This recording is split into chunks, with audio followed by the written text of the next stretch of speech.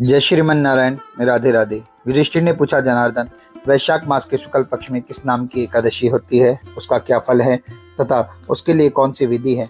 भगवान श्री कृष्ण बोले, महाराज, पूर्व काल में परम बुद्धिमान श्री रामचंद्र जी ने महर्षि वशिष्ठ से यह बात पूछी थी, जैसे आज तुम मुझसे पूछ रहे हो। श्री राम ने कहा, भगवान, जो समस्त पापों का क्षय तथा सब प्रकार के दुखों का निवारण करने वाले व्रतों में उत्तम व्रत हो, उसे मैं सुनना चाहता हूँ। वशिष्ठ जी बोले, श्री राम, तुमने बहुत उत्तम बात पूछी है। मनुष्य तुम्हारा नाम लेने से ही सब पापों को शुद्ध हो जाता है।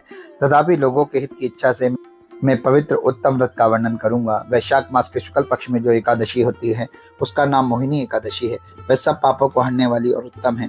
उस व्रत के प्रभाव से मनुष्य मोह जाल तथा पातक समूह से छुटकारा पा जाते हैं। सरस्वती नदी के रमण में तट पर भद्रावती नाम की एक सुंदर नगरी है, जहाँ धृतिमान नामक राजा, जो चंद्रवंश से उत्पन्न और सत्य प्रतिज्ञ राज्य करते थे, उसी नगर में एक वैश्य रहता था, जो धन ध्यान से परिपूर्ण और समुद्रशाली था। उसका नाम था धनपाल।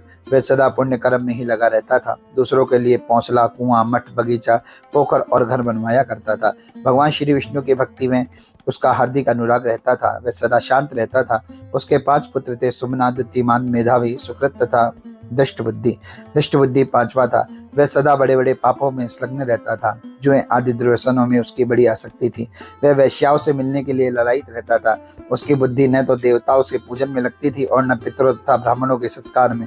वह दुष्टात्मा अन्याय के मार्ग पर चलकर पिता के धन को बर्बाद किया करता था।